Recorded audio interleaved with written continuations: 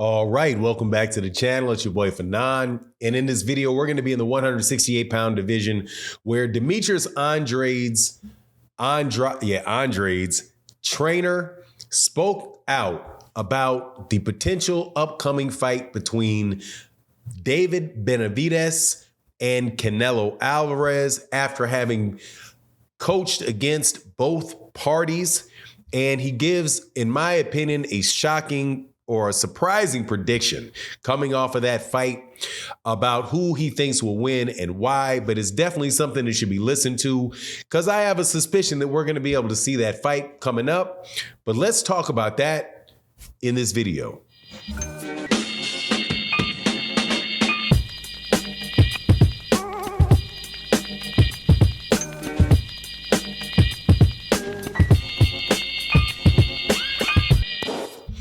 All right, welcome back to the channel. It's your boy Fanon, and in this video, we're going to be in the 168-pound division where we have one of the best fights in boxing that could be made between Saul Canelo Alvarez and David Benavidez for the undisputed title at 168 pounds.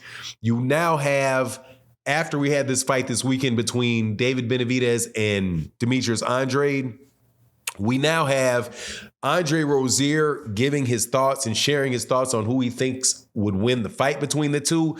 And it may be a little bit surprising for some people because it was surprising for me. But seeing as Andrade Rozier has been dead on accurate about what was going to take place in Canelo Alvarez's fights, and he has actually picked against Canelo Alvarez in some scenarios, got to give credence to what he's saying, and I don't think it's spilled milk, crying over spilled milk at all.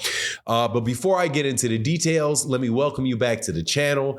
If you're new to the channel, please accept my invitation to hit the subscribe button. Hit the bell icon so you can be notified of when we release more videos. And if you're a longtime subscriber and supporter of the channel, thank you guys so much for continuing to chop it up with me during these more dry times in boxing.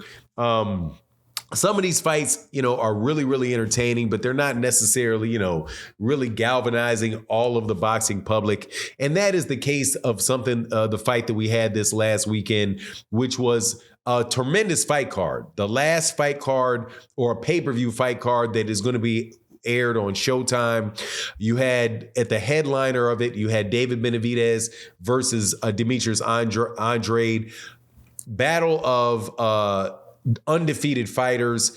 Demetrius Andrade had been a 154-pound champion, also a 160-pound champion. And you have David Benavidez, who was a two-time champion at 168-pound in the 168-pound division, but he had lost his belts one time because he tested positive for something he shouldn't have had in his system, and the other time because he came in overweight. But he is now in line after beating Demetrius Andrade to fight for the undisputed title against Canelo Alvarez. And you have a lot of people wondering, number one, whether Canelo Alvarez will take that fight. And number two, what will happen if the fight takes place? Well, the defeated team, the trainer for the defeated team, Demetrius Andrade's team, spoke out, and they said, this is Andrade Rozier, said that he's got Canelo Alvarez beating David Benavidez, and he went into a very good explanation of why. And he said, look, man, pretty much, and this is me summarizing it, that is a style thing, and that David Benavidez is somebody that comes forward with a lot of pressure. He's pushing on you, and, eventually, he likes to beat you up, break you down. But Canelo Alvarez is somebody that is going to be able to find spots to hit David Benavidez with. And he said, unlike what took place with Demetrius Andrade, when Demetrius Andrade hit David Benavidez with something, David Benavidez could take it in stride, take the big shot in stride and just keep pouring it on. But he wonders what would be the case with David Benavidez if he gets in there and he gets hit with something from guys where he can't, where that power can really get your attention. And so he talked about the Gennady Golovkin fight and how Canelo was able to take shots from a very big puncher in Gennady Golovkin, and also a very big puncher that can box in Gennady Golovkin. And so he believes that bears well for him against a fight with David Benavidez, and that he can find gaps in David Benavidez games to make David Benavidez pay for all of that activity that he has. Now, I don't think that he didn't go all the way to the point of saying that he didn't think that David Benavidez had any chance to win. He just said that he would pick and lean towards Canelo, who has the more experience and has been there and done that more times, that he would lean towards Canelo Alvarez. And I think that is a very fair, breakdown of the fight. As to the first point of whether or not Canelo Alvarez is going to fight him and whether it's going to take place at all, can't answer that for sure. There's talks out there that Canelo is looking to fight Jaime Munguia, and that may be a situation where, the fight would take place before the mandatory would actually be ordered for the WBC. And, I think that is likely, but I am going to be holding out hope that Canelo Alvarez will take the fight with David, because I just don't think that there's any real way out of it. He doesn't really have a route at 175 pounds. I mean, there's the fight with Dimitri Bivol at 168, at 175, but they were unable to work that deal for the last couple years to get that fight done. And then you have the Arthur Beterbiev, who has all the other 3 belts, and I think is going to be keeping those belts for a while. I know that some people think that Callum Smith is I think Callum Smith is the next guy that Beterbiev is supposed to be fighting, that he has an opportunity to take that, to take that belt away from Beterbiev, but I just don't see it. So I don't really see 175 really being an option for Canelo. And there's going to be so much demand for the David Benavidez fight that I just don't think he's going to be able to pass up on it. And I don't really think that he's somebody that thinks he's going to lose to David Benavidez. He's somebody that is he's an exceptional fighter, man. And he took the Jermell Charlo fight.